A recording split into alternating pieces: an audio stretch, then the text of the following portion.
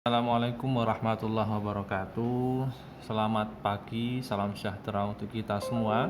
Semoga kita semua masih dalam keadaan sehat, ya. Dan kita berdoa kepada saudara-saudara kita yang sedang tertimpa musibah, ya. Semoga bisa menjalaninya dengan tabah, kesabaran, dan semoga cepat kembali ke keadaan normal sedia kala. Amin. Baik, kita hari ini melanjutkan materi metode penelusuran informasi. Dalam hal ini kita masih berkutat pembahasannya tentang literasi informasi. Saya memberikan satu contoh, ya, model literasi informasi, yakni adalah The Big Sick, ya, The Big Sick. Jadi ada 6 tahapan seseorang bisa dikatakan dia itu sudah terliterasi atau literate, ya. Yang pertama itu ada task definition, kemudian yang kedua itu information seeking strategies, yang ketiga adalah location and access, yang keempat adalah use of information, yang kelima adalah synthesis, dan yang keenam adalah evaluation. Jadi 6 tahapan ini itu akan menunjukkan seseorang itu sudah terliterasi dengan baik atau belum, ya. Kenapa kok ini perlu di dalam mata kuliah metode penelusuran informasi? Karena metode penelusuran informasi itu adalah bagian dari yang namanya literasi, ya. Tanpa tanpa memahami konsep dasarnya, ya, yaitu literasi, maka orang itu tidak akan tahu di manakah muaranya dan di manakah ujungnya, gitu, ya. Oke, kita akan bahas satu persatu The Big Six, mulai dari task definition. Jadi langkah yang pertama itu adalah seseorang harus bisa mengidentifikasi masalahnya, ya, mengidentifikasi kebutuhan informasinya. Jadi ketika kalian semisal sedang diberikan tugas oleh dosen, maka kalian akan tahu masalahnya itu apa. Oh, saya mungkin masalahnya adalah belum menemukan kajian atau literatur yang perlu saya gunakan. Saya perlu buku ini, buku itu, ya. Nah, seperti itu, mengidentifikasi masalahnya, ya. Atau kita bisa mengidentifikasi keywordnya, ya. Semisal kalian diberikan tugas tentang bikin tentang konsep desain perpustakaan, maka kalian bisa mengidentifikasi kata kunci.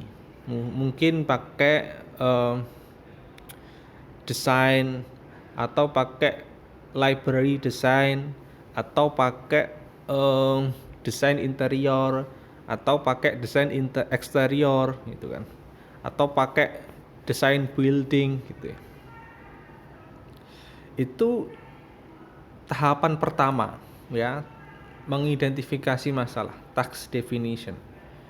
Yang kedua, ini nggak usah ini contoh saja itu. Yang kedua adalah information seeking strategies, ya. Jadi information seeking strategies itu adalah kita sudah tahu, ya, di manakah informasi itu akan dapat saya temukan, ya. Information seeking itu berbeda dengan information searching, ya. Kalau kalian nanti di semester 6 itu ada mata kuliah pilihan, itu namanya perilaku informasi.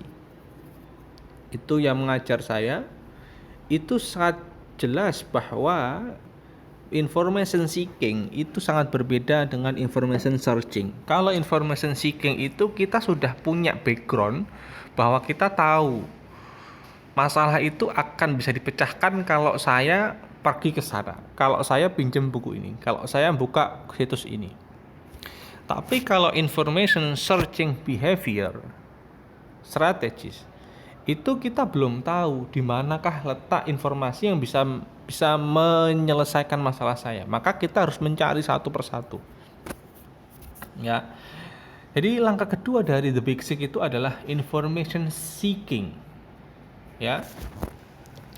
Bisa dari perpustakaan, bisa dari wawancara, bisa dari foto, observasi data, ya, artikel ilmiah terdahulu, ya, atau hasil penelitian terdahulu, ya, atau kalian semisal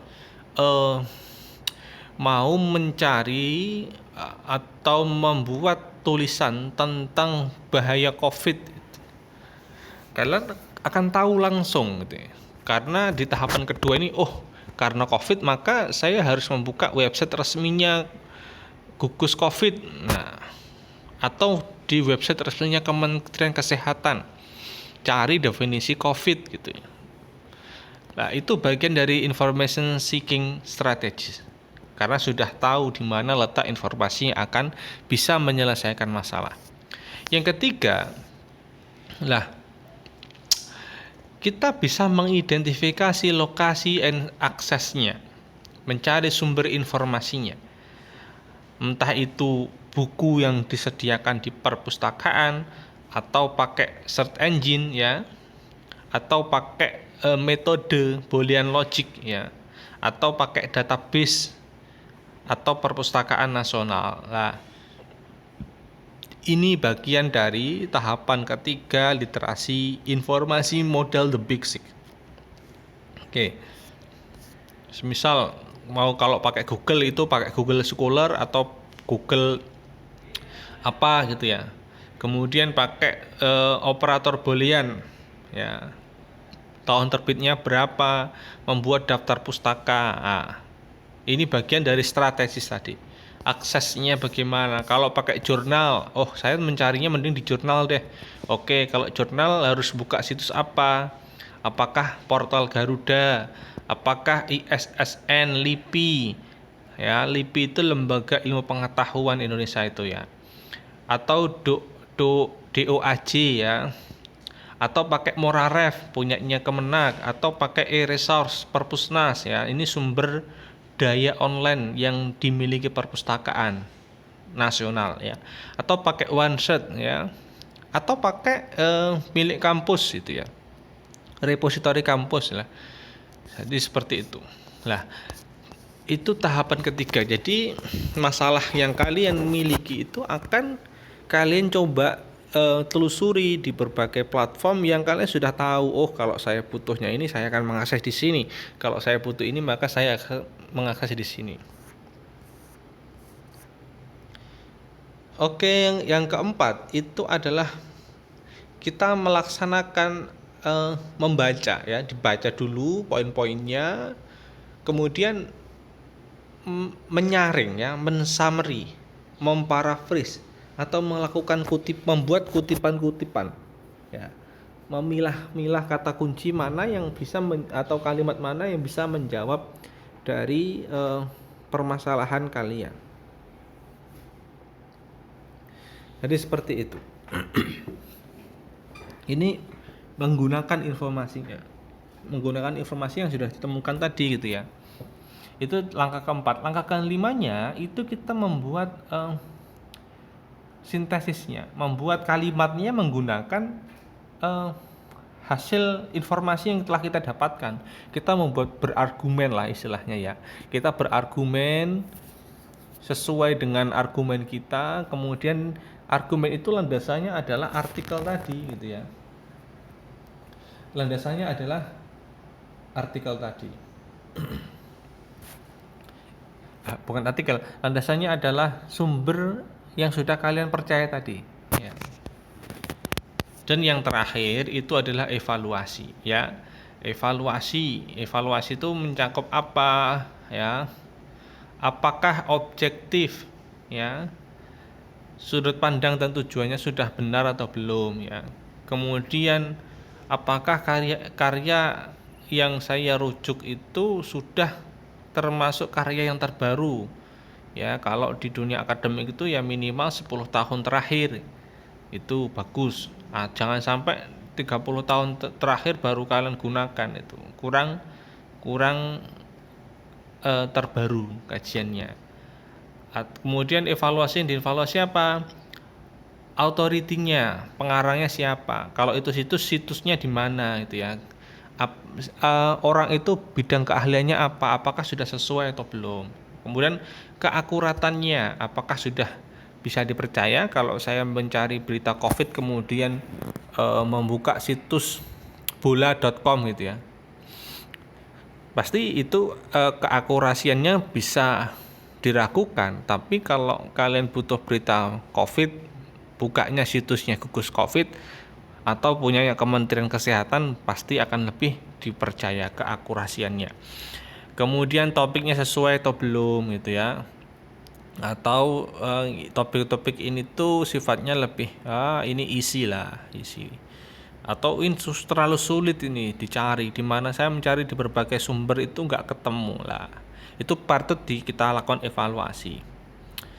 Value-nya kira-kira pantas website itu pantas untuk dikunjungi atau tidak gitu ya, karena tadi menyuguhkan informasi-informasi itu pantas digunakan atau tidak. Nah ini saya salah satu contohnya itu adalah kalau kita mencari sebuah barang di toko online itu ya, itu kan sebenarnya banyak banget. Misal kalian mencari apa ya istilahnya, jaket gitu ya, jaket cowok gitu, pasti yang keluar banyak banget gitu ya.